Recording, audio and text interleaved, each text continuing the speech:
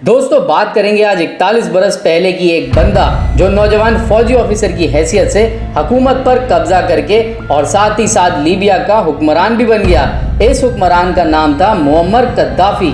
और फिर कुछ हुआ ऐसे कि लीबिया पर इस नौजवान शख्स के इक़्तिदार की शुरुआत हो गई। कद्दाफी अपनी नौजवानी से ही अरब कौम परस्ती का पैरोकार था। 1956 के इसराइल और मगरबी फसादात में कद्दाफी पेश रहा। मुअम्मर कद्दाफी 7 जून 1945 में लीबिया में पैदा हुआ।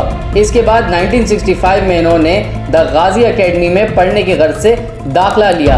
उसके बाद 1966 से लेकर 1979 तक ब्रिटिश रॉयल मिलिट्री एकेडमी में तालीम याफ्ता रहे। पढ़ाई के बाद वतन वापस आने पर इनको आर्मी में जूनियर ऑफिसर की हैसियत से शामिल भी कर लिया गया।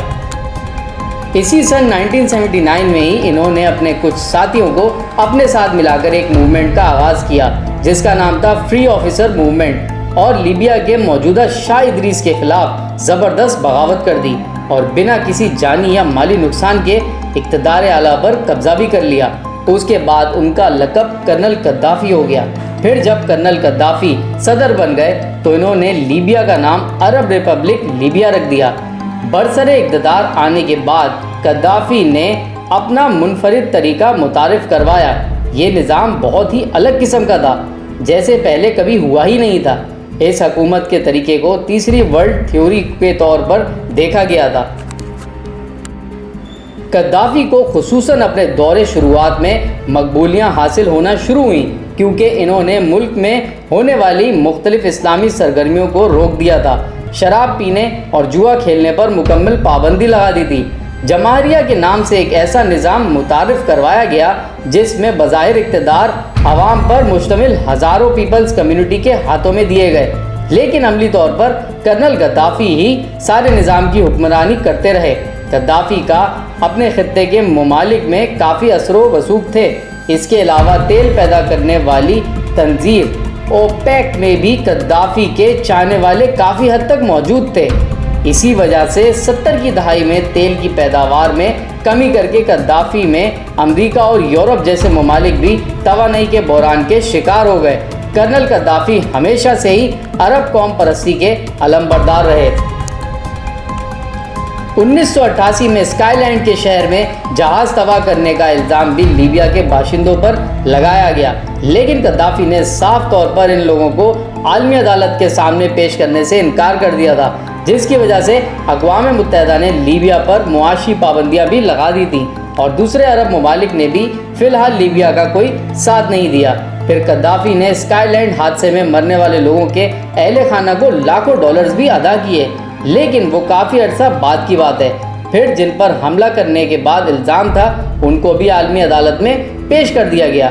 लीबिया पर पाबंदियां हटवाने के लिए जौहरी पाबंदियां भी बंद कर दी गईं। कद्दाफी आज़ादी की तंजीमों के पुष्पना थे और मददगार भी रहे, जिसमें अफ्रीका और फ़लस्तीन की काफ़ी तंजीमें शामिल थीं। इसी वजह से मगरबी ताकतें कद्दाफी को आलमी अमन के लिए ख़तरा भी समझती थीं। इसी वजह से लीबिया को उन ममालिक की फहरिस्त में भी डाल दिया गया जो दहशतगर्दी को सपोर्ट यानी स्पॉन्सर करते थे। 1986 के बर्लिन धमाकों के जवाब में कर्नल कद्दाफी की रिहाइशगाह और लीबिया के एक बहुत बड़े हिस्से में बमबारी कर दी गई। इस हमले में कर्नल कद्दाफी की बेटी भी हलाक हो गई थी। 2003 में सद्दाम हुसैन की हुकूमत के बाद कद्दाफी ने अपनी आलमी तन्हाई को ख़त्म करने के लिए स्काईलैंड हादसे का मुकदमा स्काईलैंड के कानून के तहत हॉलैंड में चलवाने पर रजामंदी जाहिर कर दी थी। बरतानिया के साथ एक खुफिया मुकदमे के तहत अपने साबिक एहलकार अब्दुल बासित को भी हॉलैंड के हवाले कर दिया और हॉलैंड हुकूमत ने अब्दुल बासित को कानून के तहत उम्र कैद की सज़ा सुना दी थी। कुछ अरसे के बाद कद्दाफी ने लीबिया के जौहरी प्रोग्राम को भी बंद करने का ऐलान कर दिया।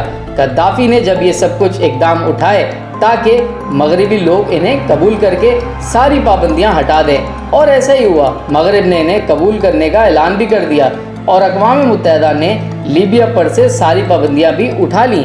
2011 के आगाज़ से ही बादशाही निज़ाम और इनके पैदा करदा लोगों के इक़्तिसादी मसलों के ख़िलाफ़ जब ट्यूनिस से लेकर मिस्र तक फैल जाने वाली एक अवामी तहरीक जब कर्नल कद्दाफी के इक़्तिदार से टकराई तो इस तहरीक को लीबिया में सख्त रियासती इक़दाम का सामना करना पड़ा और ये तहरीक फिर बिल्कुल बेबस नज़र आने लगी।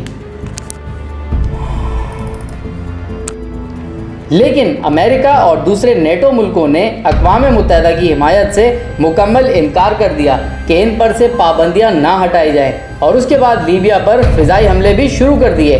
अप्रैल 2011 को बाबुल अजीज़िया में कंपाउंड में नेटो फोर्सेस के हमले की वजह से कद्दाफ़ी के सबसे छोटे बेटे और साथ में एक नवासी और 2 पोते भी मारे गए थे।